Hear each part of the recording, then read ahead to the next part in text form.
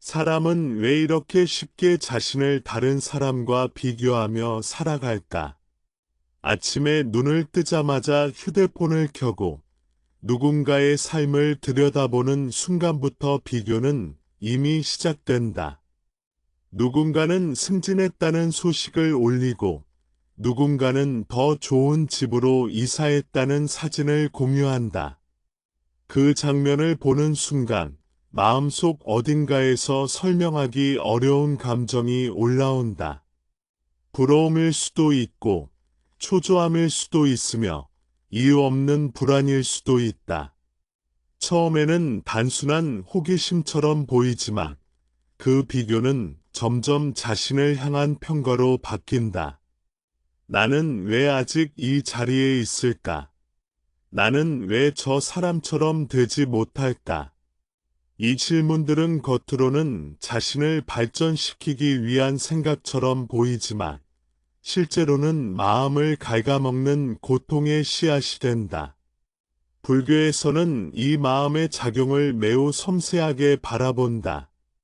비교는 단순히 외부를 바라보는 행위가 아니라 나라는 존재를 고정된 실체로 붙잡고 있기 때문에 생겨난다고 말한다.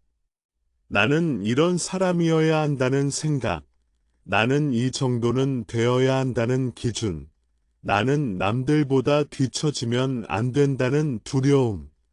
이 모든 것은 나라는 실체가 분명히 존재하고 그 실체가 평가받고 증명되어야 한다는 믿음에서 시작된다. 서울의 한 평범한 직장인 이정우의 이야기를 떠올려 보자. 정우는 대기업 협력사에서 성실하게 일하며 살아가고 있다.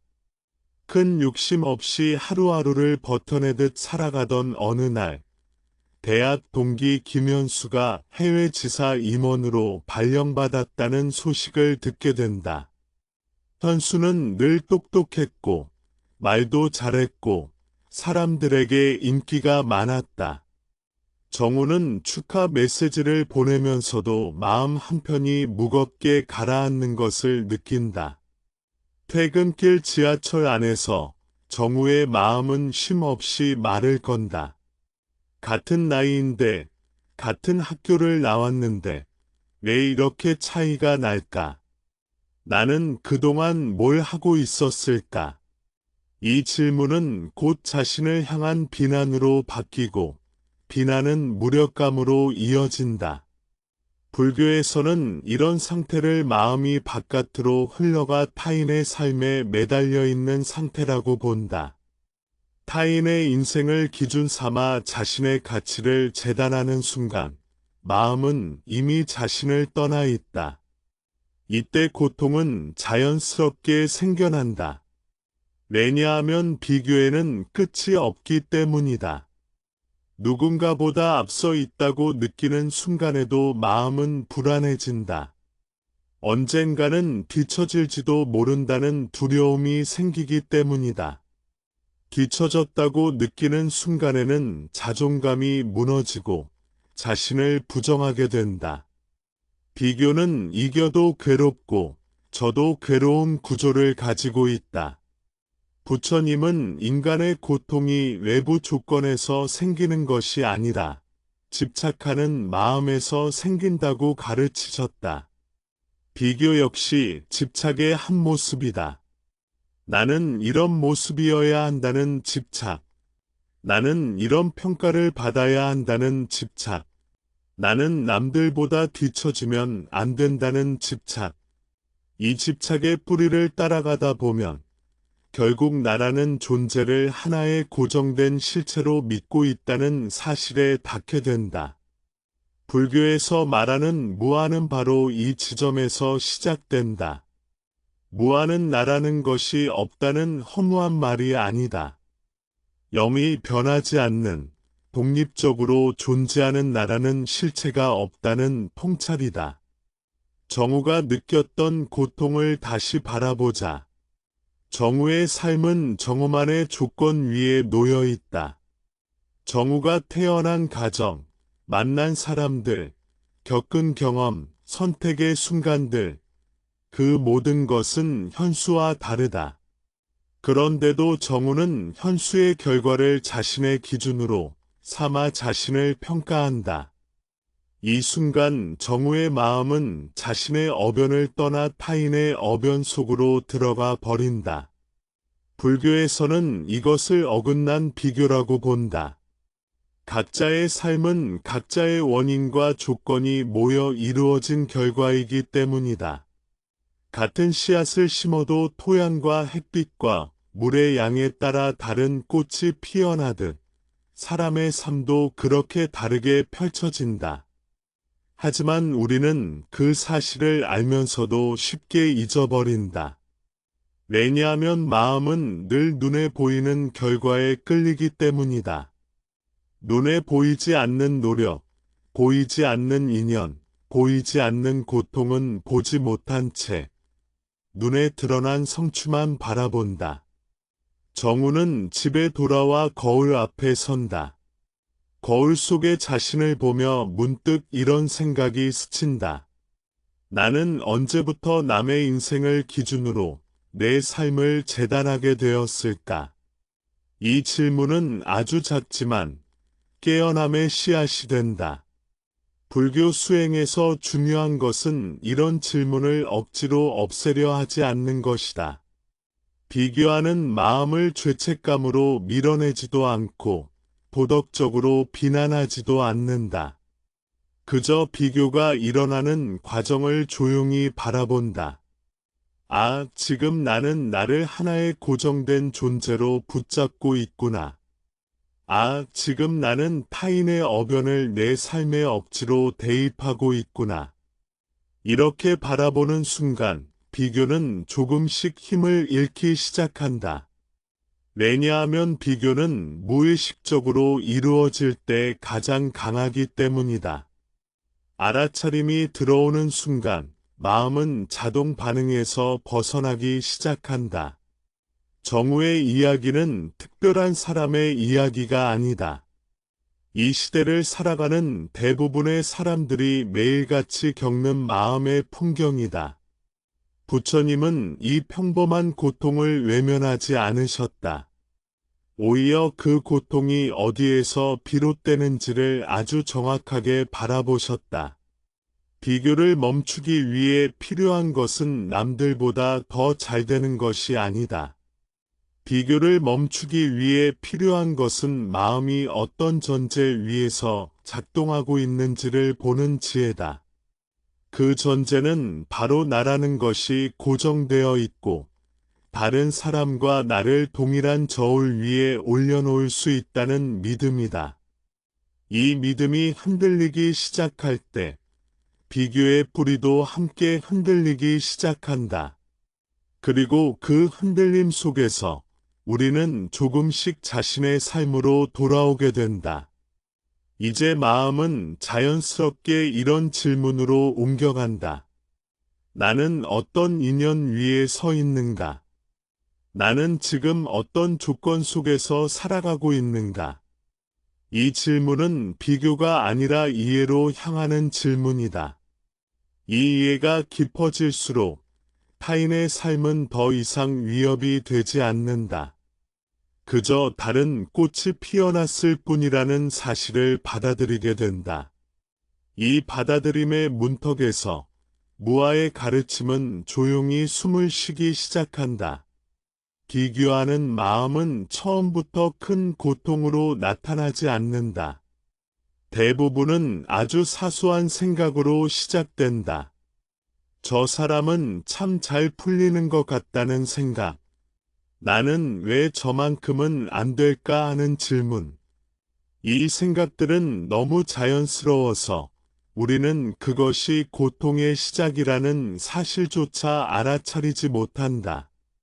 문제는 이 생각이 반복될 때 생긴다. 하루 이틀이 아니라 매일같이 마음속에서 같은 질문이 맴돌기 시작하면 비교는 어느새 마음의 습관이 된다. 습관이 된 비교는 자신을 있는 그대로 바라보지 못하게 만든다. 항상 부족한 모습만 보이게 하고 이미 가지고 있는 것들은 보이지 않게 만든다. 부산에서 카페를 운영하는 박서연의 이야기를 떠올려 보자. 서연은 작은 카페를 정성껏 운영하며 손님 한 명 한 명을 소중히 대한다. 큰 돈을 벌지는 못하지만 나름의 보람과 만족 속에서 살아가고 있다고 생각해왔다. 그러던 어느 날 SNS에서 고등학교 동창 이지은의 소식을 보게 된다. 지은은 프랜차이즈 카페를 여러 개 운영하며 성공한 사업가로 소개되고 있었다. 그날 이후 서연의 마음은 예전 같지 않다. 카페 문을 열며 느끼던 설렘이 줄어들고 손님이 적은 날에는 이유 없이 자신을 탓하게 된다. 나는 왜 이 정도밖에 안 될까? 저 사람은 같은 나이인데 왜 저렇게 다를까? 비교는 서연의 일상을 서서히 잠식해 간다. 불교에서는 이 상태를 마음이 끊임없이 계산하고 있는 상태라고 설명한다. 타인의 결과를 기준으로 자신의 가치를 계산하고 점수를 매기고 순위를 정한다. 이 계산은 결코 끝나지 않는다. 왜냐하면 세상에는 언제나 더 잘된 사람도 있고 더 못된 사람도 있기 때문이다. 비교가 계속될수록 마음에는 두 가지 감정이 번갈아 나타난다. 하나는 열등감이다. 나는 부족하다는 느낌, 나는 뒤처졌다는 생각. 다른 하나는 질투다. 저 사람이 가진 것을 내가 가지지 못한다는 불편함, 인정하기 싫은 마음. 이 감정들은 겉으로 드러나지 않아도 마음속에서는 큰 에너지를 소모하게 만든다. 서연은 점점 피곤해진다. 몸이 피곤해서가 아니라 마음이 쉬지 못하기 때문이다. 부처님은 인간의 고통이 감정 그 자체에서 생기는 것이 아니라 감정에 대한 집착에서 생긴다고 보셨다. 열등감이 일어나는 순간 그것을 나라고 붙잡고 질투가 생기는 순간 그것을 내 진짜 마음이라고 믿어버릴 때 고통은 깊어진다. 서연의 마음속에는 이런 목소리가 생긴다. 나는 실패한 인생이 아닐까? 이 질문은 사실에 대한 질문이 아니다. 비교에서 만들어진 이야기일 뿐이다. 불교적 관점에서 보면 이 질문에는 이미 전제가 숨어 있다. 모든 사람의 인생은 같은 기준으로 평가될 수 있다는 전제. 성공과 실패는 동일한 잣대로 측정될 수 있다는 믿음. 하지만 업과 인연의 관점에서 보면 이 전제는 성립하지 않는다. 서연이 선택한 삶의 조건과 지은이 선택한 삶의 조건은 처음부터 다르다. 서연은 안정과 관계를 중요하게 여겼고 지은은 확장과 도전을 선택했을 뿐이다. 그럼에도 비교는 이런 차이를 지워버린다. 그리고 하나의 기준만 남긴다. 얼마나 많이 가졌는가? 얼마나 크게 성공했는가? 이 기준에 자신을 올려놓는 순간 서연의 삶은 초라해 보이기 시작한다. 하지만 이 초라함은 삶의 진짜 모습이 아니다. 비교가 만들어낸 그림자일 뿐이다. 불교에서는 이 그림자를 실체로 착각하는 것을 무명이라고 부른다. 알지 못함, 보지 못함, 왜곡된 인식. 무명 속에서 사람은 끊임없이 자신을 괴롭힌다. 서연은 어느 날 카페에서 혼자 앉아 커피를 마시며 문득 이런 생각을 한다. 내가 정말 원했던 삶은 무엇이었을까? 이 질문은 비교에서 한 발 물러나 자신의 마음을 바라보게 만든다. 이 순간 마음은 아주 잠깐이나마 계산을 멈춘다. 그 잠깐의 멈춤 속에서 서연은 깨닫는다. 비교는 나를 더 나아지게 하지 않았다는 사실을, 오히려 나를 더 작아지게 만들었다는 사실을, 불교 수행에서는 이런 깨달음을 소중히 여긴다. 큰 깨달음이 아니라 일상의 고통 속에서 스스로 알아차린 작은 진실이기 때문이다. 비교의 고통은 외부에서 사라져야 끝나는 것이 아니다. 다른 사람이 실패해야 끝나는 것도 아니다. 내 마음이 어떤 기준 위에서 작동하고 있는지를 볼 때 비교는 서서히 힘을 잃는다. 서연은 여전히 작은 카페를 운영하고 있다. 하지만 마음속에서는 조금 다른 변화가 일어나기 시작한다. 손님이 적은 날에도 예전처럼 자신을 몰아붙이지 않는다. 성공한 사람의 소식을 보아도 마음이 예전만큼 요동치지 않는다. 이 변화는 갑작스럽지 않다. 아주 천천히, 그러나 분명하게 일어난다. 비교가 줄어들자 서연의 삶에는 다른 감정이 들어오기 시작한다. 감사, 안도, 그리고 자신의 삶을 존중하는 마음. 이 마음은 비교를 통해서는 결코 얻을 수 없는 것이었다. 오직 자신의 인연을 바라볼 때만 생겨나는 마음이었다. 불교가 말하는 해탈은 멀리 있는 특별한 상태가 아니다. 이렇게 일상의 고통 하나가 느슨해질 때, 마음이 조금 자유로워질 때, 그 자리에 이미 시작되고 있다. 비교가 만들어낸 고통을 이렇게 바라보기 시작하면 자연스럽게 이런 의문이 생긴다. 도대체 나는 무엇을 그렇게 지키려고 했던 걸까? 그 질문은 곧 나라는 존재에 대한 더 깊은 성찰로 이어진다. 그 성찰의 문 앞에서 무아는 가르침은 더 이상 추상적인 개념이 아니라 지금 이 고통을 이해하게 해주는 열쇠로 다가온다. 사람이 다른 사람과 자신을 비교할 때 그 마음 속에는 하나의 아주 단단한 전제가 숨어 있다. 바로 나라는 존재가 분명히 있고 그 나는 변하지 않으며 평가받아야 할 대상이라는 믿음이다. 이 믿음이 흔들리지 않는 한 비교는 형태만 바꿀 뿐 사라지지 않는다. 불교에서 말하는 무아는 이 믿음을 부정한다. 무아는 나를 없애버리라는 말이 아니다. 지금 이 순간 경험하고 있는 나라는 것이 고정된 실체가 아니라는 통찰이다. 많은 사람들은 무아라는 말을 들으면 막연한 두려움을 느낀다. 그러면 나는 누구인가? 내 삶은 의미가 없어지는 것 아닌가? 이런 질문이 자연스럽게 떠오른다. 하지만 무아는 오히려 삶을 더 살아있게 만든다. 왜냐하면 무아는 나를 하나의 결과물이 아니라 끊임없이 변하고 흐르는 과정으로 보기 때문이다. 대구에 사는 교사 한유진의 이야기를 떠올려 보자. 유진은 오랫동안 학생들을 가르치며 성실하게 살아왔다. 하지만 어느 순간부터 마음속에 비교가 자리 잡기 시작했다.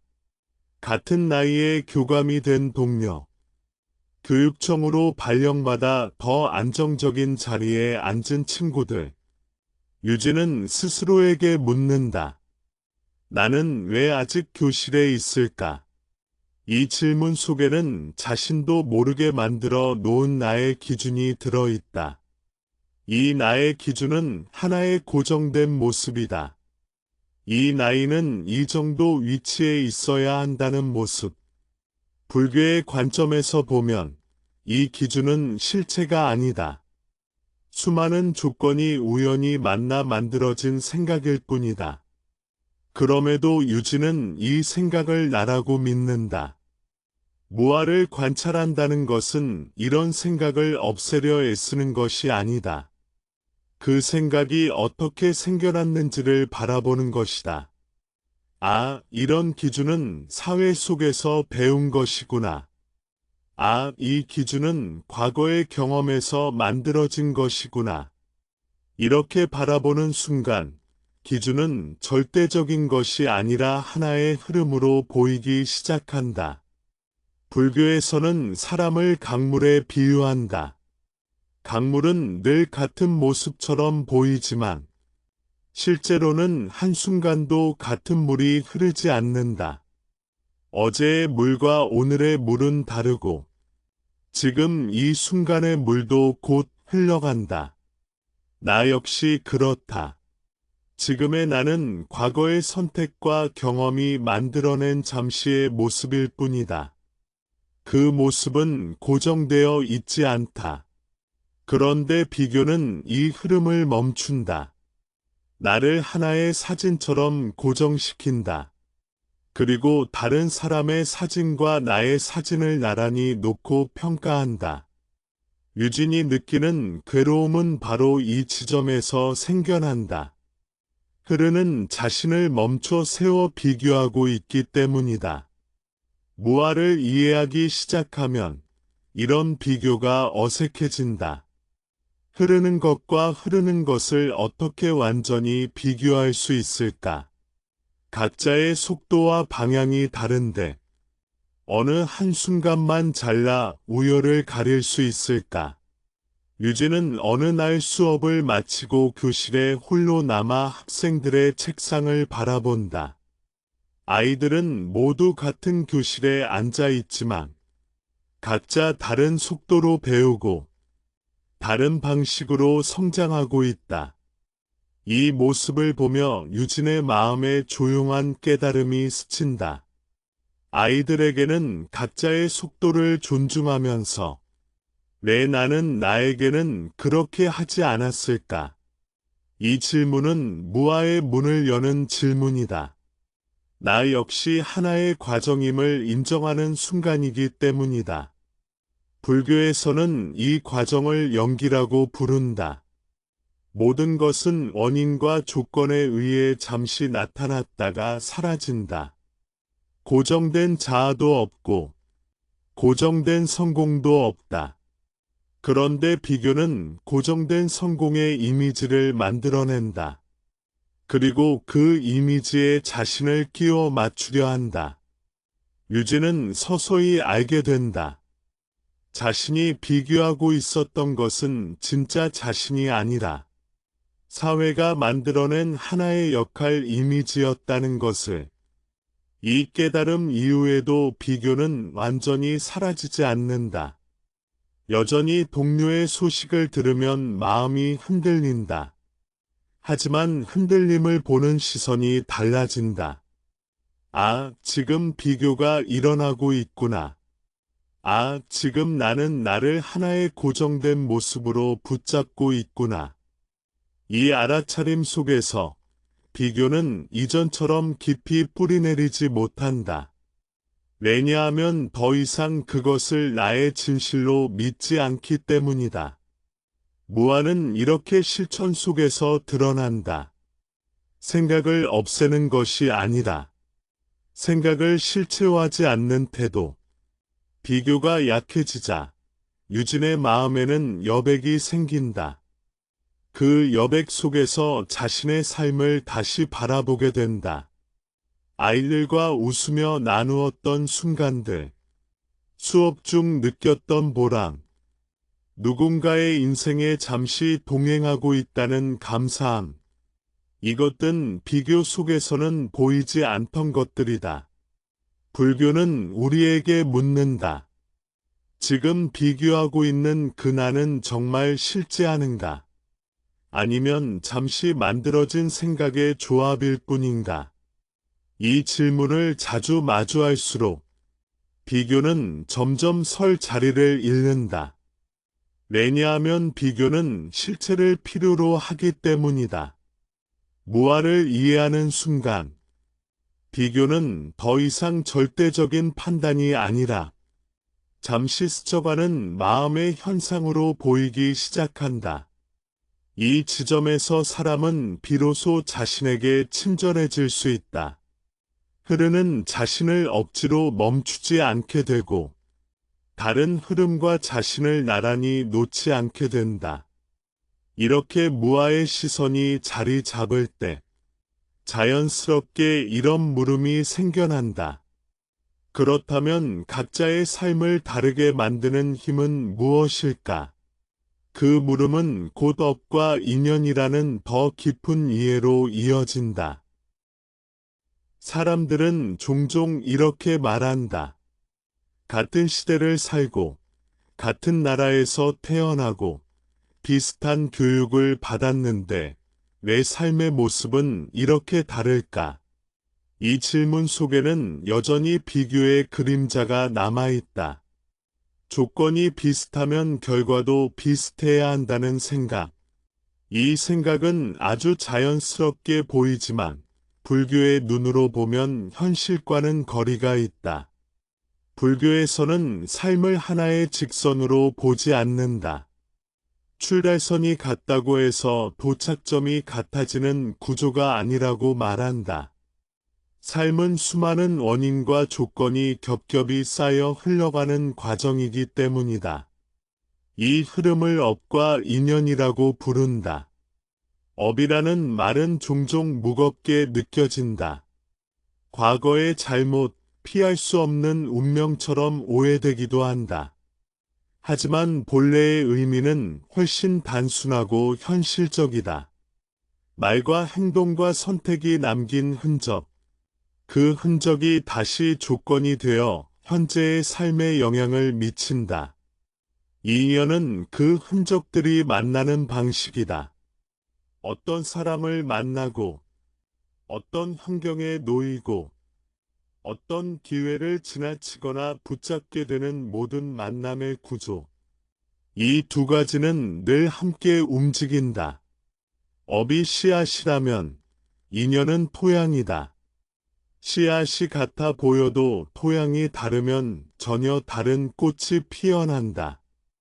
인천에서 물류 회사를 다니는 최도연의 이야기를 떠올려 보자.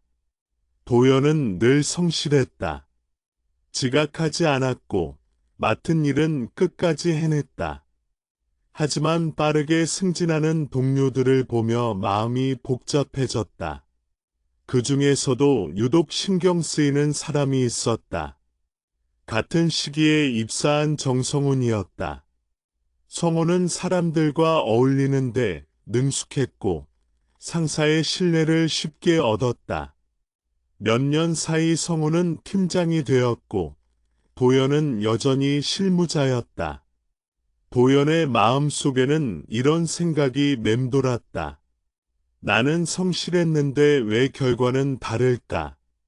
이 질문은 겉으로 보면 공정함을 묻는 질문 같지만 그 안에는 비교가 전제되어 있다. 불교의 관점에서 이 상황을 바라보면 도연과 성훈의 삶은 결코 같은 조건 위에 놓여 있지 않다. 도연은 조용한 성향으로 맡은 일을 묵묵히 해내는데 익숙하다. 어릴 때부터 튀지 않는 것이 안전하다고 배워왔다. 반면 성훈은 어려서부터 사람들 앞에 서는 경험이 많았고 표현하는 것이 기회를 만든다는 환경 속에서 자라왔다. 이 차이는 단순한 성격 차이가 아니다. 오랜 시간 쌓여온 업의 흐름이다. 어떤 선택을 반복해 왔는지, 어떤 방식으로 세상과 관계 맺어왔는지, 그 모든 것이 지금의 자리에 영향을 미친다. 하지만 비교의 마음은 이 긴 흐름을 지워버린다.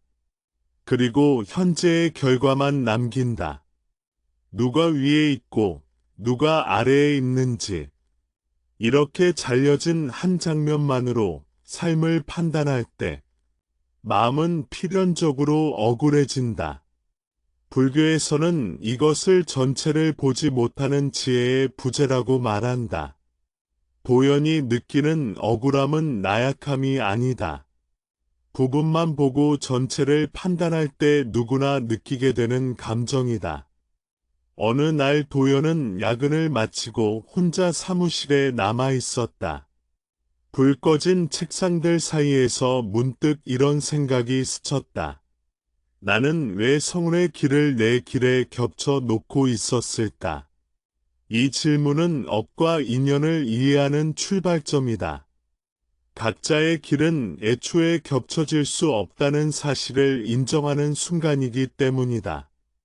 불교에서는 타인의 삶을 부러워하는 마음을 그 사람의 결과를 탐내는 마음이라고 보지 않는다. 그 사람이 걸어온 인연 전체를 보지 못한 데서 생긴 착각이라고 본다. 성혼의 승진 뒤에는 사람들과의 수많은 만남, 갈등을 감수했던 선택, 보이지 않는 스트레스와 부담도 함께 있다. 도연의 자리에도 안정, 신뢰, 꾸준함이라는 인연이 함께 있다. 어느 쪽이 더 낫다고 말할 수는 없다. 다만 다를 뿐이다.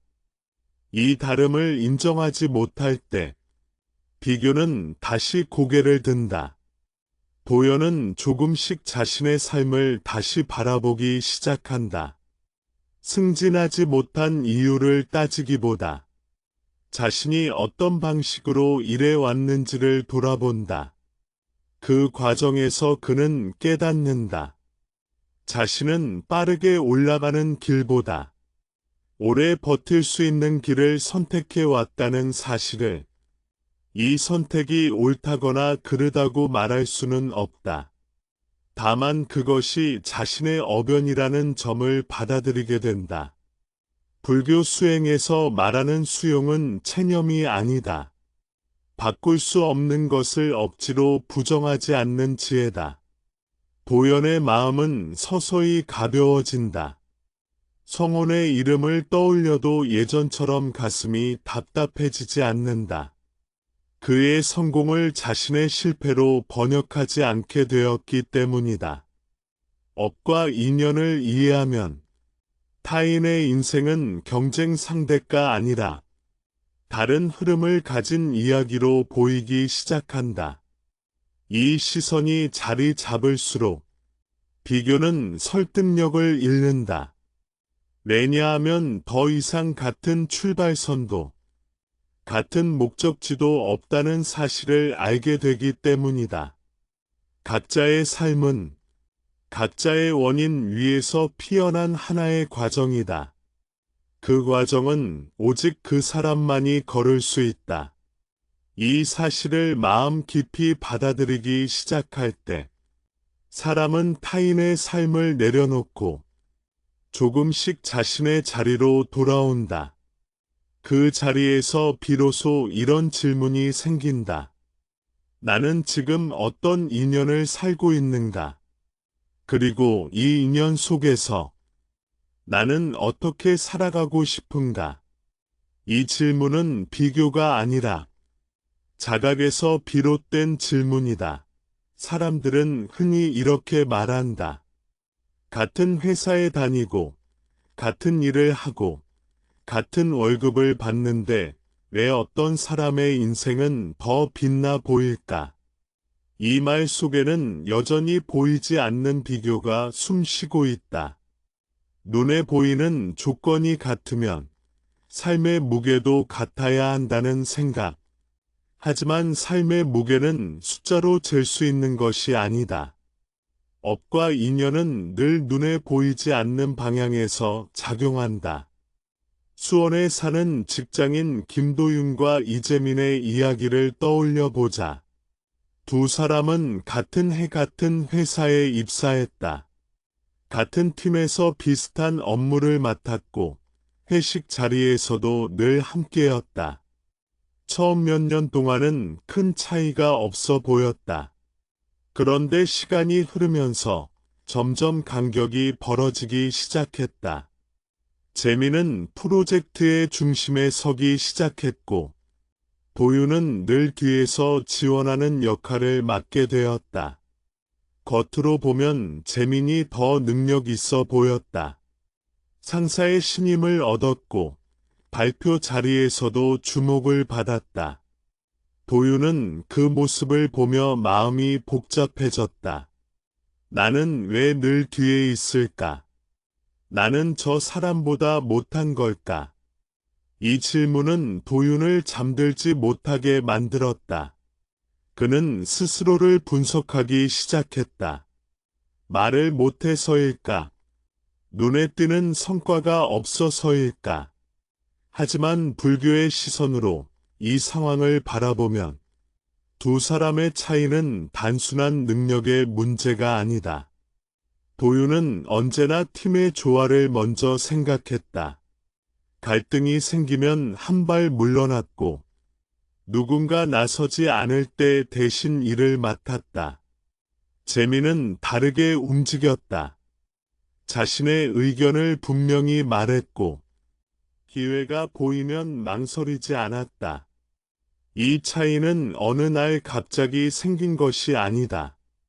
도윤은 어린 시절부터 조용히 참고 견디는 것이 미덕인 환경에서 자랐다. 반면 재민은 자신의 생각을 표현해야 살아남을 수 있는 환경에서 성장했다. 이 성장의 방식이 바로 업의 흐름이다. 누구의 잘잘못이 아니다. 다만 그렇게 익혀진 방식이 지금의 선택으로 이어졌을 뿐이다. 하지만 비교는 이 과정을 모두 지워버린다. 현재의 위치만 남긴다. 그리고 그 위치를 나와 나란히 놓는다. 도윤의 마음속에서는 점점 열등감이 자리를 잡았다. 회의 자리에서 말하려다 스스로를 멈추게 되었고 재민의 이름이 언급될 때마다 가슴이 답답해졌다. 불교에서는 이런 상태를 스스로 만든 고통이라고 말한다. 외부 상황은 같아도 그 상황을 해석하는 마음이 고통을 만든다는 뜻이다. 어느 날 도윤은 우연히 재민과 늦은 밤까지 남아 이야기를 나누게 된다. 술기운이 조금 오른 재민은 뜻밖의 말을 꺼낸다. 사실 나는 늘 불안해. 사람들 앞에 서 있을수록 더 긴장돼. 실수하면 한 번에 무너질 것 같거든. 도윤은 그 말을 듣고 잠시 말이 없어진다. 그동안 자신이 부러워했던 모습 뒤에 이런 마음이 숨어 있을 줄은 몰랐기 때문이다.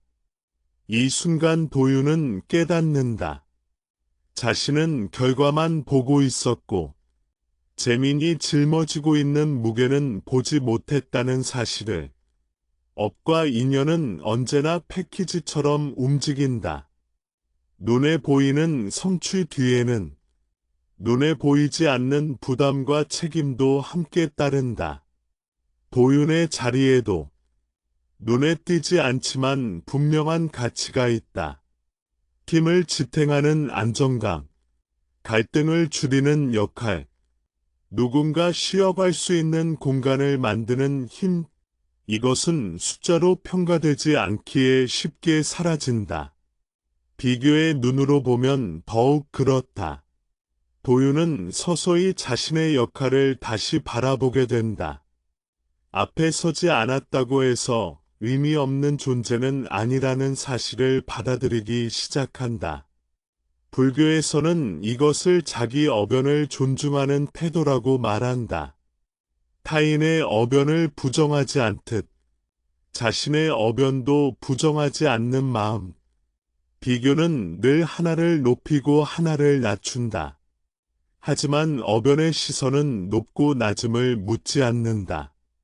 그저 다름을 본다. 도윤의 마음은 조금씩 풀어지기 시작한다. 재민을 떠올려도 예전처럼 가슴이 조이지 않는다. 그의 성공이 자신의 실패로 느껴지지 않기 때문이다. 이 변화는 외부 조건이 바뀌어서 생긴 것이 아니다. 도윤의 마음이 전체를 보기 시작했기 때문이다. 불교에서는 지혜란 더 많은 정보를 아는 것이 아니라 더 넓게 보는 힘이라고 말한다. 비교는 시야를 좁힌다. 한 저면만 남긴다.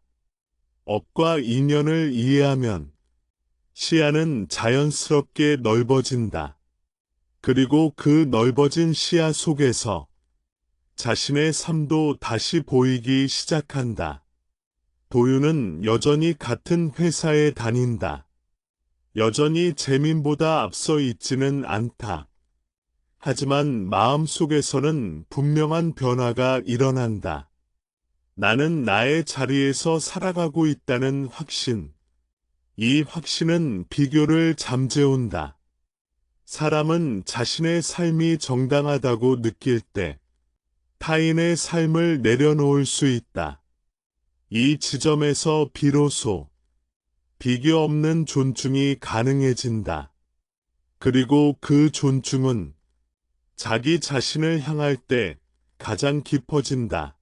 사람은 눈에 보이는 것에 쉽게 마음을 빼앗긴다. 보이는 장면은 분명하고 빠르고 자극적이다. 그래서 우리는 종종 보이지 않는 것을 잊어버린다. 비교가 가장 강해지는 순간은 타인의 인생을 한 장면으로 볼 때이다. 사진 한 장, 짧은 소식, 몇 마디 말, 그 장면만으로 전체를 판단한다. 불교에서는 이것을 집착이 만들어낸 착시라고 말한다. 부분을 전체로 착각하는 마음. 강릉에서 프리랜서 디자이너로 일하는 오수진의 이야기를 떠올려 보자.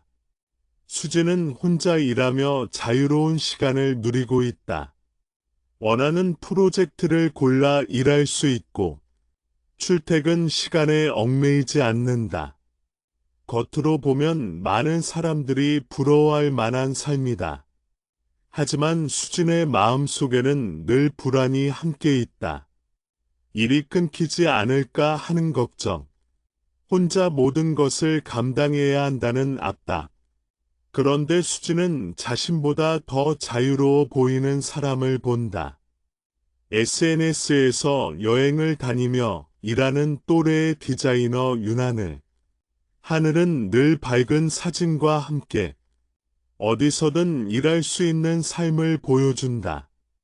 수진의 마음 속에서는 또 비교가 시작된다. 나는 왜 저렇게 못 살까? 나는 왜 이렇게 불안할까? 이 비교는 수진을 더 외롭게 만든다. 이미 혼자인 삶 위에 또 하나의 고립이 더해진다. 하지만 수진이 보고 있는 것은 하늘의 삶 전체가 아니다. 선택된 장면일 뿐이다. 불교에서는 삶을 무대 뒤까지 함께 보라고 말한다. 무대 위에 빛나는 장면만 보고 판단하지 말라는 뜻이다. 하늘의 삶에도 보이지 않는 조건이 있다. 불안정한 수입. 계속해서 자신을 증명해야 하는 압박. 혼자서 감당해야 하는 모든 결정들. 이것들은 사진에 담기지 않는다. 비교는 늘 편집된 이야기 위에서 이루어진다. 그리고 그 편집은 대개 자신에게 불리한 방향으로 이루어진다. 수진은 어느 날 우연히 하늘과 연락이 닿아 이야기를 나누게 된다. 그 대화 속에서 수진은 놀라운 사실을 알게 된다. 하늘 역시 수진의 삶을 부러워하고 있었다는 것. 혼자서도 안정적으로 일하는 모습. 꾸준히 이어지는 프로젝트. 한 곳에 정착한 삶. 서로가 서로의 삶을 한 장면씩만 보고 있었던 것이다. 불교에서는 이것을 망상이라고 부른다. 사실이 아닌 이야기를 마음이 만들어내는 상태. 비교는 망상을 먹고 자란다. 보지 못한 것을 상상으로 채우고 그 상상을 사실처럼 믿는다. 수진은 이 경험을 통해 깨닫는다. 타인의 인생을 온전히 알 수 없다는 사실을, 그리고 그 사실을 모른 채 비교하고 있었다는 것을. 이 깨달음은 비교의 힘을 약하게 만든다.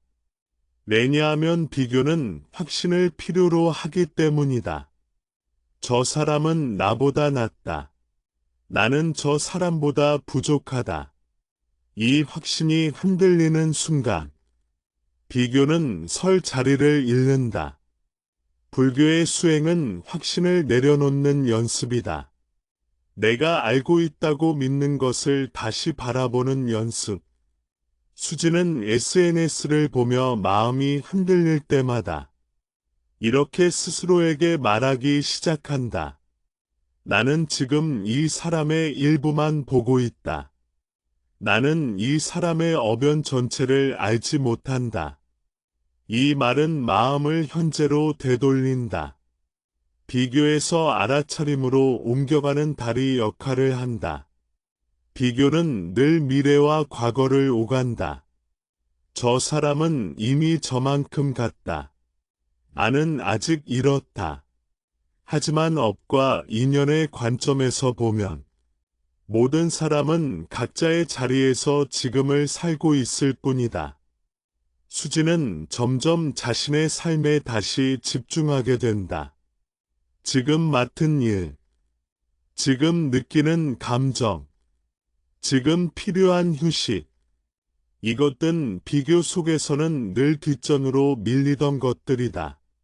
불교에서는 현재에 머무는 마음을 소중히 여긴다. 현재는 비교가 뿌리내릴 수 없는 자리이기 때문이다. 비교는 늘 다른 사람의 자리로 마음을 데려간다. 현재에 머물지 못하게 만든다. 수지는 자신에게 이렇게 묻는다.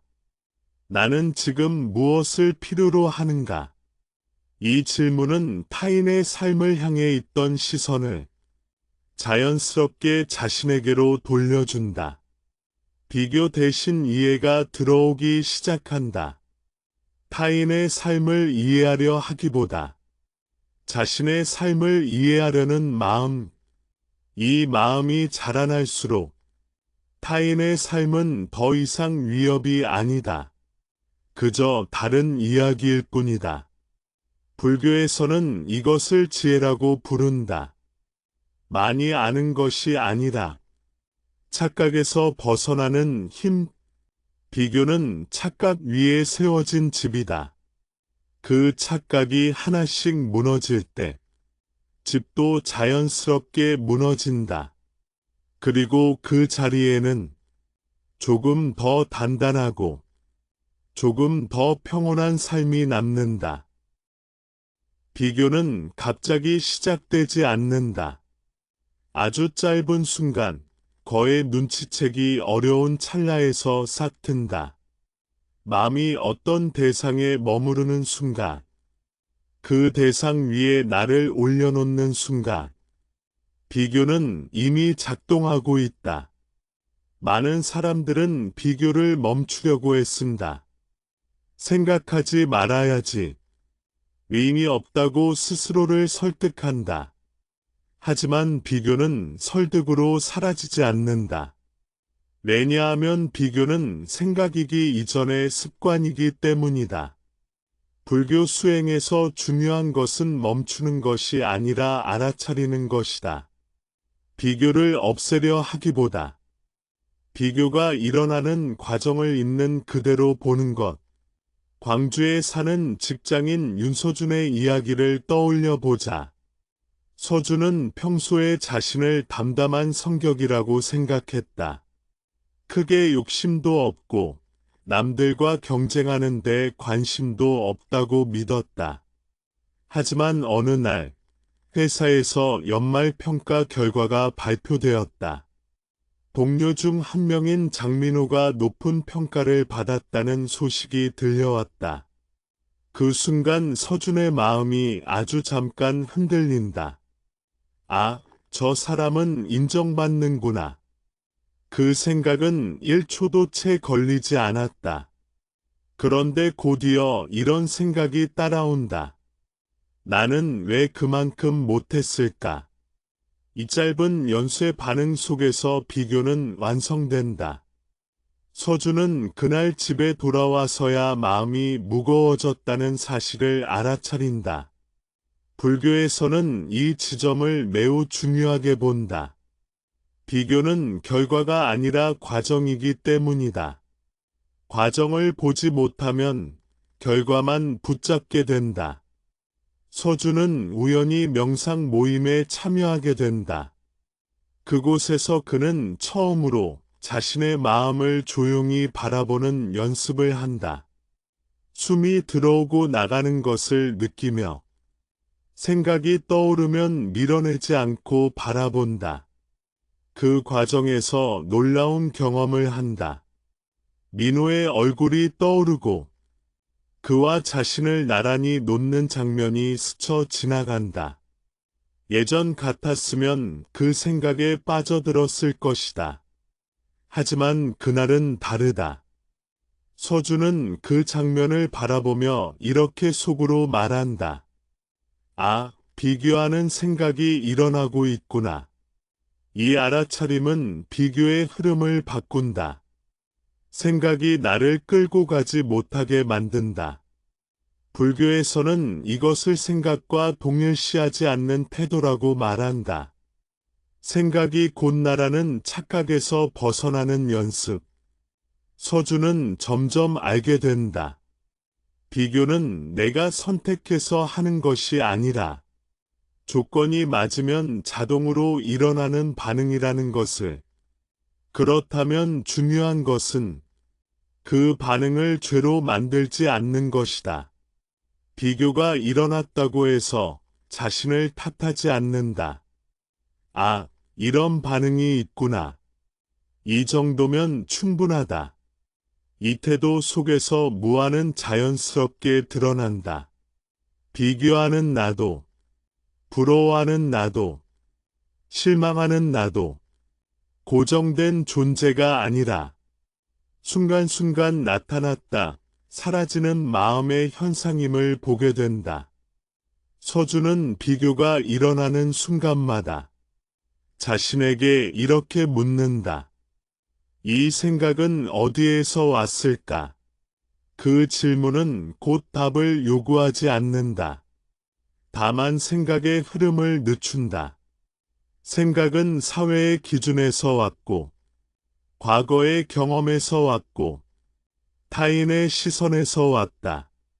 그 모든 것이 합쳐져 지금 이 순간의 비교라는 생각을 만들었다. 이렇게 원인을 바라보는 순간, 생각은 더 이상 절대적인 명령이 아니다. 불교에서는 이것을 영기의 관찰이라고 부른다. 모든 마음의 작용은 원인과 조건에 의해 생긴다. 그러므로 고정된 나의 성격도 변하지 않는 열등함도 없다. 서준은 점점 비교가 일어나는 빈도가 줄어드는 것을 느낀다. 사라져서가 아니라 힘을 잃어서이다. 비교는 알아차림 앞에서 오래 머무르지 못한다. 회사에서 다시 민호의 이름이 언급되었을 때 서준의 마음은 예전과 달랐다. 잠깐의 흔들림은 있었지만 그 흔들림 속에 빠져들지 않았다. 아, 흔들림이 있구나. 그 정도에서 멈춘다. 이 멈춤은 억지가 아니다. 무아의 이해에서 자연스럽게 나온다. 나라는 존재가 하나의 고정된 평가 대상이 아니라는 것을 몸으로 조금씩 알게 되었기 때문이다. 비교는 나를 단단한 덩어리로 만들 때 가장 강해진다. 무아는 그 덩어리를 부드럽게 푼다. 서준은 자신에게 점점 친절해진다. 비교하는 마음을 적으로 보지 않고 지금까지 살아온 흔적 중 하나로 받아들인다. 이 태도는 마음을 안전하게 만든다. 안전해진 마음은 굳이 타인의 삶을 끌어와 자신을 공격하지 않는다. 불교에서는 이것을 자비의 시작이라고 말한다. 타인을 향한 자비 이전에 자신의 마음을 해치지 않는 태도. 비교가 일어나는 순간을 이렇게 바라볼 수 있게 될 때, 사람은 조금씩 자유로워진다. 자유로워진다는 것은 비교하지 않겠다고 선언하는 것이 아니라 비교에 끌려가지 않는 힘을 기르는 것이다. 이 힘은 특별한 사람이 아니라 알아차림을 반복하는 사람에게 생긴다. 그리고 그 알아차림 속에서 무하는 개념이 아니라 살아있는 경험으로 자리 잡는다. 비교가 조금 느슨해지기 시작하면 마음에는 빈자리가 생긴다. 그 빈자리는 처음에는 어색하게 느껴진다. 그동안 타인의 삶으로 가득 차 있던 공간이기 때문이다. 누군가의 성취, 누군가의 속도, 누군가의 결과가 차지하고 있던 자리, 이 자리가 비워지면 마음은 자연스럽게 묻게 된다. 그렇다면 나는 무엇을 바라보며 살아가야 할까? 불교에서는 이 질문을 매우 소중하게 여긴다. 비교를 내려놓은 자리에 무엇이 들어오는지가 삶의 방향을 결정하기 때문이다. 전주에 사는 간호사 정은주의 이야기를 떠올려 보자. 은주는 병원에서 오랫동안 환자들을 돌보며 살아왔다. 누군가는 더 큰 병원으로 옮겨갔고, 누군가는 행정직으로 자리를 옮겼다. 은주는 여전히 같은 병동에 남아 있었다. 예전에는 그 사실이 마음을 무겁게 만들었다. 나는 왜 아직 여기일까? 하지만 비교가 줄어들자 이 질문은 다른 모습으로 다가온다. 나는 왜 여기에 남아 있을까? 같은 문장이지만 전혀 다른 질문이다. 은주는 자신의 하루를 다시 바라보기 시작한다. 환자의 손을 잡는 순간, 불안해하는 보호자를 마주하는 시간, 밤근무가 끝난 새벽의 고요함, 이 장면들은 비교 속에서는 늘 사소한 것으로 밀려나 있던 것들이다. 하지만 시선이 자신의 삶으로 돌아오자 이 장면들은 분명한 무게를 가진다. 불교에서는 이것을 자기 삶에 머무는 수행이라고 말한다. 어디로 가야 하는지를 먼저 정하기보다 지금 서 있는 자리를 온전히 느끼는 것, 은주는 알게 된다. 자신은 빠르게 이동하는 길보다 지금 이 자리에서 깊이 관계 맺는 길을 선택해 왔다는 사실을, 이 선택은 남들과 비교할 때는 초라해 보였지만 자신의 기준으로 바라보니 분명한 의미가 있었다. 비교는 늘 외부의 기준을 가져온다. 사회가 정한 성공, 숫자로 보이는 성과, 속도의 우열, 자신의 삶으로 돌아온다는 것은 이 기준을 내려놓는 연습이다. 은주는 작은 변화를 시작한다. 퇴근 후에도 타인의 소식을 무의식적으로 확인하던 습관을 줄인다. 대신 몸의 피로를 느끼고 마음의 상태를 살핀다.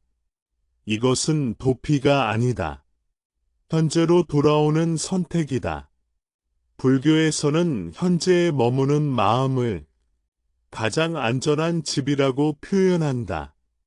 현재에는 비교가 살 수 없기 때문이다. 은주는 하루를 마치며 스스로에게 묻는다.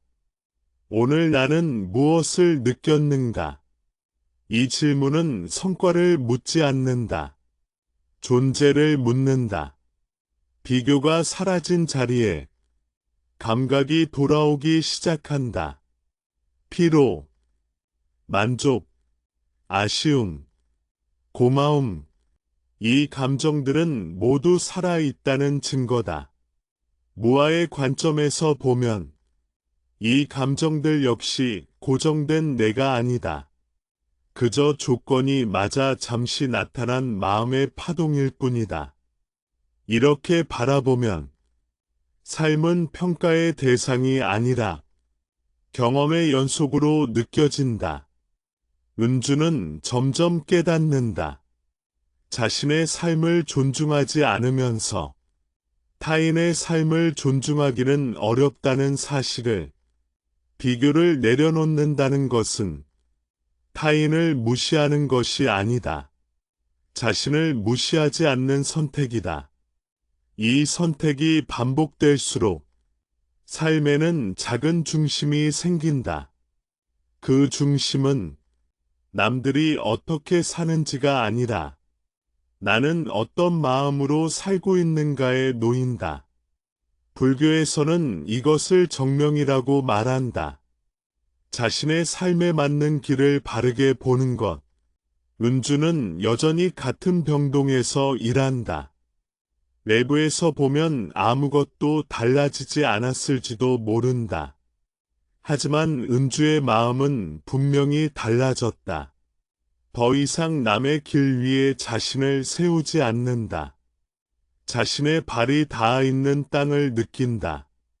이 느낌은 비교가 줄어들수록 선명해진다. 사람은 자신의 삶이 의미 있다고 느낄 때 타인의 삶을 빼앗아 오지 않는다. 비교는 결핍에서 자라지만 자기 삶에 머무는 마음은 충만해서 자란다. 이 충만함은 더 가지겠다는 욕망이 아니라 이미 지나온 길을 인정하는 데서 생긴다. 불교의 길은 멀리 있지 않다. 지금 이 자리로 돌아오는 것. 그 반복 속에서 비교는 자연스럽게 설 자리를 잃는다. 이렇게 자신의 삶에 머무를 수 있게 될 때 마음에는 또 다른 변화가 찾아온다. 타인의 성공을 바라보는 시선이 위협에서 존중으로 바뀌기 시작한다. 비교가 약해지고 자신의 삶에 조금씩 머무를 수 있게 되면 마음은 새로운 단계로 들어선다. 타인의 성공을 바라보는 시선이 달라지기 시작한다.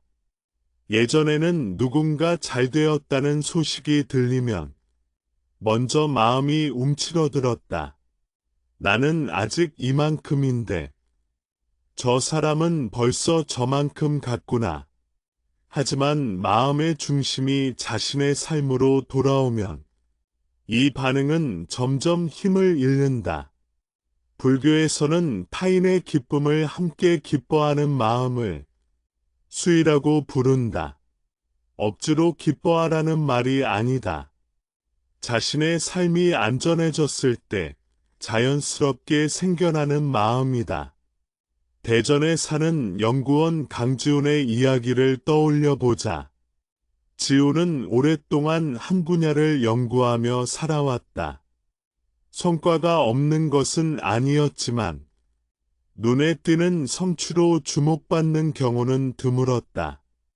어느 날 동료 연구원 박선우가 큰 상을 받았다는 소식이 전해진다. 예전 같았으면 지훈의 마음은 복잡해졌을 것이다. 나는 뭐 하고 있었을까? 왜 나는 저 자리에 서지 못했을까? 하지만 그날의 지훈은 달랐다.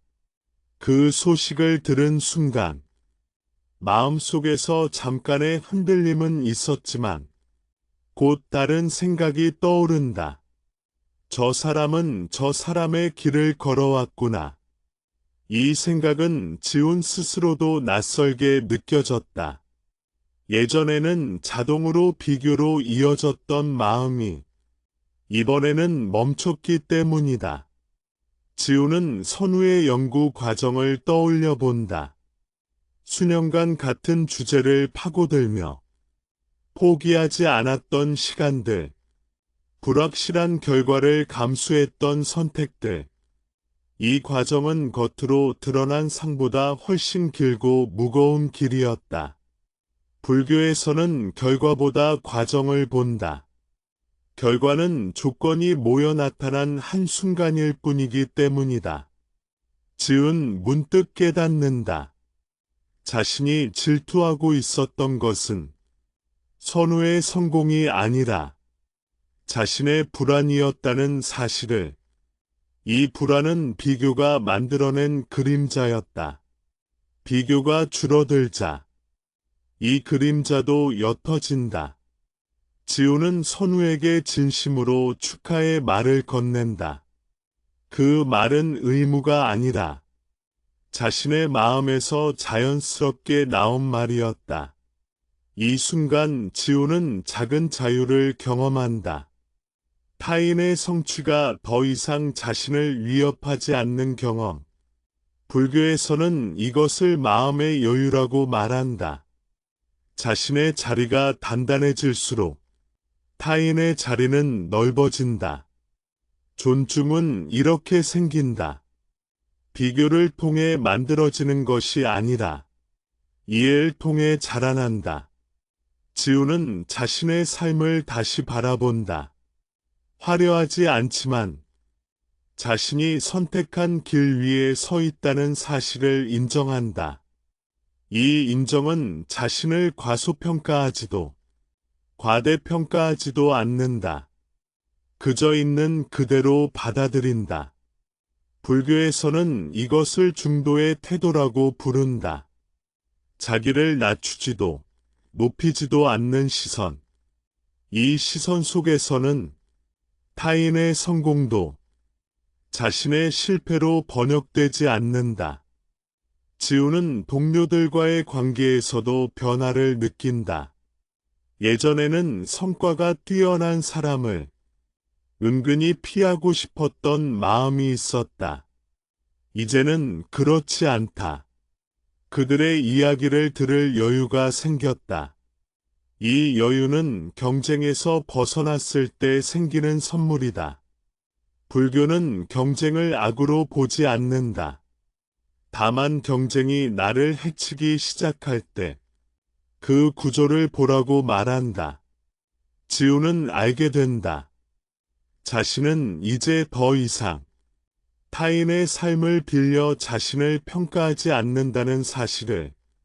이 변화는 조용하지만 깊다. 타인의 성공을 축하할 수 있다는 것은 자신의 삶이 어느 정도 안전해졌다는 신호다.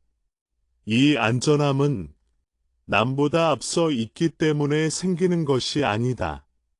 자신의 어변을 인정했기 때문에 생긴다. 불교에서는 이것을 자기 수용이라고 말한다. 바꿀 수 없는 것을 인정하고 지금 할 수 있는 것을 살아가는 태도. 지우는 여전히 연구를 계속한다.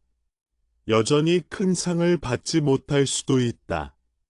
하지만 이제 그것은 그의 존재를 증명하는 기준이 아니다.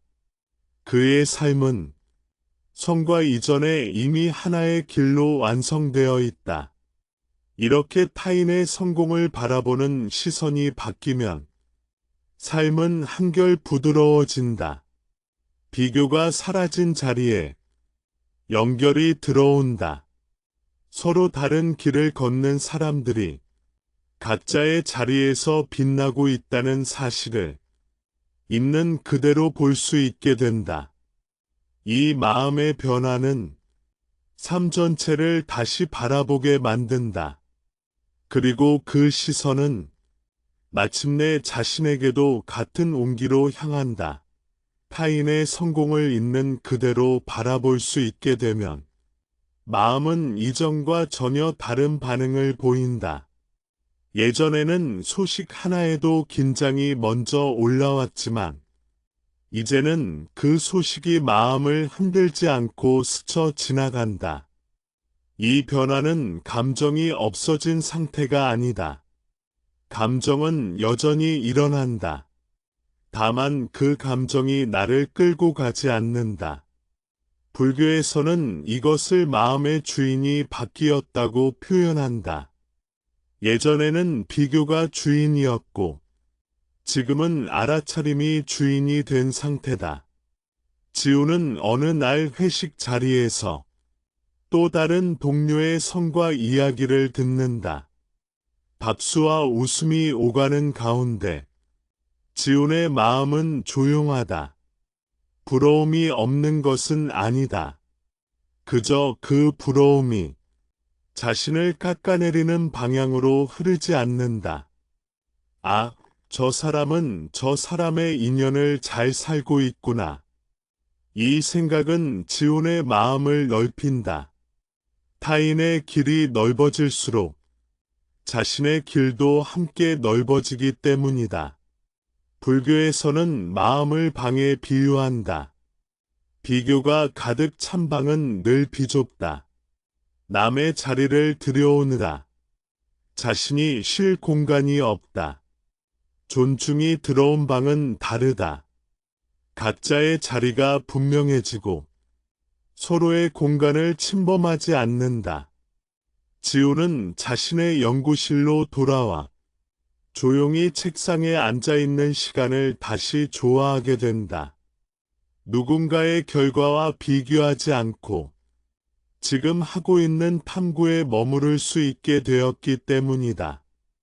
이 머무름 속에서 영은 다시 살아있는 경험이 된다. 성과를 위한 수단이 아니라 지금 이 순간을 살아가는 방식으로 돌아온다. 불교는 삶을 도구로 만들지 말라고 말한다. 행복을 얻기 위한 수단으로 살기 시작하는 순간, 현재는 늘 부족해진다. 지훈은 더 이상 언젠가 인정받기 위해 오늘을 견디지 않는다. 오늘의 몰입 자체가 이미 충분한 삶이 된다. 이 태도는 인간관계에도 변화를 가져온다. 예전에는 성과가 뛰어난 사람 앞에서 무의식적으로 자신을 숨기거나 거리 두고 싶었던 마음이 있었다. 이제는 그렇지 않다.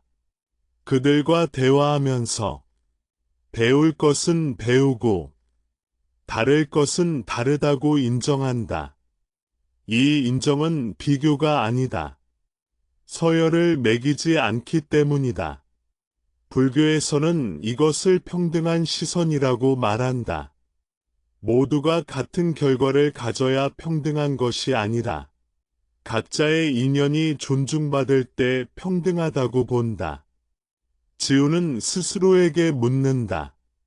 나는 왜 그토록 남의 삶을 내 삶의 기준으로 삼았을까? 그 답은 단순하다. 자신의 삶을 충분히 믿지 못했기 때문이다. 자기 삶에 대한 신뢰가 약할수록 사람은 외부의 기준에 매달린다. 불교 수행의 핵심은 이 신뢰를 회복하는 데 있다. 남보다 앞서겠다는 신뢰가 아니라 자신의 인연이 헛되지 않다는 신뢰. 이 신뢰가 생기면 타인의 성공은 위협이 아니라 증거가 된다. 사람은 각자의 자리에서 자기 방식으로 꼽힐 수 있다는 증거. 지훈은 그 사실을 마음으로 이해하기 시작한다. 머리로 아는 것이 아니라 비교가 일어나지 않는 경험을 통해서 이 경험은 반복될수록 깊어진다. 어느 날 지훈은 후배 연구원에게서 고민을 듣게 된다. 왜 나는 아직 성과가 없을까요? 다들 앞서 가는 것 같은데요. 지훈은 예전에 자신을 보는 것 같다. 그리고 이렇게 말한다. 각자 타이밍이 달라. 지금의 시간이 의미 없다고 말할 수는 없어. 이 말은 조언이 아니라 자신이 살아낸 이해에서 나온 말이다. 불교에서는 이런 순간을 수행이 삶으로 스며든 자리라고 말한다. 비교가 줄어든 마음은 자연스럽게 타인을 돕는다. 자신을 증명할 필요가 없기 때문이다. 지훈은 알게 된다. 비교에서 벗어난다는 것은 혼자만 편해지는 일이 아니라 주변까지 부드럽게 만드는 일이라는 것을 존중은 전염된다. 한 사람이 비교를 내려놓으면 그 공간 전체의 긴장이 낮아진다. 이렇게 마음이 변해갈수록 삶은 점점 단순해진다. 해야 할 일은 줄어들지 않지만 증명해야 할 나는 사라진다. 불교가 말하는 자유는 아무것도 하지 않는 상태가 아니다. 이렇게 쓸데없는 무게를 내려놓은 상태다. 타인의 성공 앞에서도 자신의 호흡을 잃지 않는 마음, 이 마음이 자리 잡을 때 비교는 더 이상 삶의 언어가 아니다. 그 자리에 남는 것은 각자의 길을 조용히 걷는 사람들의 서로를 향한 신뢰다. 비교가 거의 힘을 잃은 마음에는 이전에는 느낄 수 없던 고요가 자리 잡는다. 이 고요는 텅 빈 상태가 아니다. 불안과 조급함이 빠져나간 자리에 삶의 감각이 고스란히 남아있는 상태다. 이때 사람은 처음으로 자신의 삶을 멀리서 보지 않고 안쪽에서 살아내기 시작한다. 불교에서 말하는 무아는 나라는 존재가 없다는 뜻이 아니다. 고정된 나, 비교의 기준이 되는 나, 남과 겨뤄야만 가치가 생기는 나다. 실체가 아니라는 뜻이다. 이 사실을 마음으로 받아들이면 삶은 더 이상 증명해야 할 대상이 아니다. 서울 외곽에서 작은 서점을 운영하는 김하늘의 이야기를 떠올려 보자. 하늘은 한때 대기업에 다니며 남들이 부러워할 만한 삶을 살고 있었다. 하지만 마음은 늘 불안했다. 동기들의 승진 속도, 연봉, 해외 발령 소식에 마음은 쉬지 못했다. 결국 하늘은 회사를 나와 작은 서점을 열었다. 처음에는 비교가 더 심해졌다. 나는 왜 이 길을 택했을까? 저 사람들은 여전히 위로 올라가고 있는데. 하지만 시간이 흐르며 하늘의 마음에도 변화가 찾아온다. 하루 종일 책 사이에 머무는 시간, 손님과 나누는 짧은 대화, 조용히 책장을 넘기는 소리, 이 순간들 속에서 하늘은 자신의 호흡을 다시 느낀다. 불교에서는 이것을 자기 삶의 리듬을 되찾는다고 말한다. 믿음이 생기자 비교는 자연스럽게 설 자리를 잃는다. 하늘은 더 이상 다른 사람의 속도로 자신을 재촉하지 않는다. 이 길이 빠른지 느린지는 중요하지 않다.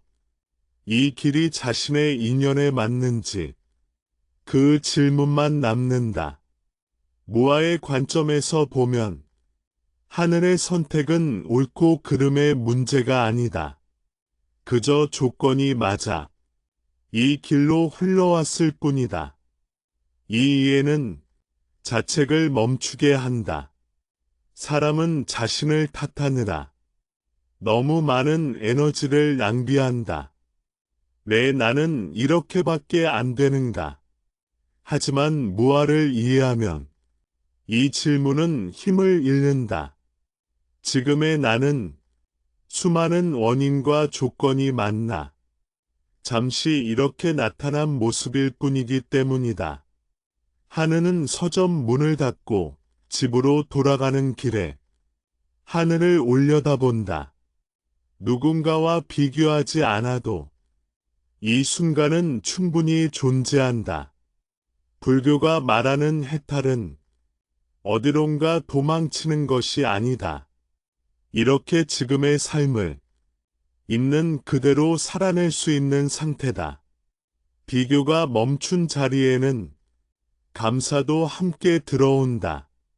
남보다 잘나서가 아니라 지금 숨 쉬고 있다는 사실 자체에 대한 감사. 하늘은 알게 된다. 자신이 실패한 것이 아니라 다른 인연을 살아가고 있다는 사실을, 이 깨달음은 삶의 태도를 바꾼다. 더 이상 자신을 설명하려 애쓰지 않는다. 누군가에게 이해받지 않아도 스스로를 이해하고 있기 때문이다. 불교에서는 이것을 자기 안에 기의한다고 표현한다. 밖에서 답을 찾지 않고 자신의 경험 속에서 삶을 확인하는 태도다. 이 태도가 자리 잡으면 삶은 단순해진다. 해야 할 것은 오늘 사는 일뿐이다. 어제와 비교하지 않고 내일과 경쟁하지 않는다. 각자의 삶은 각자의 어변 위에서 흘러간다. 누군가는 빠르게, 누군가는 깊게, 누군가는 오래 돌아서 간다. 이 모든 길은 서로를 부정하지 않는다. 하늘은 서점 한켠에 이런 문장을 적어둔다. 각자의 속도로 각자의 길을. 이 문장은 손님을 위한 문장이기도 하지만 자기 자신을 향한 약속이기도 하다. 비교를 멈춘다는 것은 욕망을 억누르는 일이 아니다. 자신의 삶을 신뢰하는 일이다.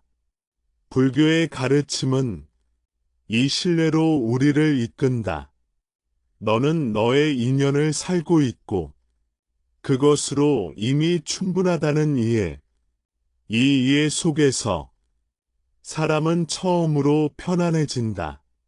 남보다 뒤처졌다는 생각도, 앞서야 한다는 강박도 조용히 사라진다. 남는 것은 지금 이 삶을 살아내는 한 사람. 비교 없는 마음은 특별해지지 않지만 진짜가 된다. 그리고 그 자리에서 행복은 더 이상 찾아야 할 대상이 아니라 이미 함께하고 있는 상태가 된다.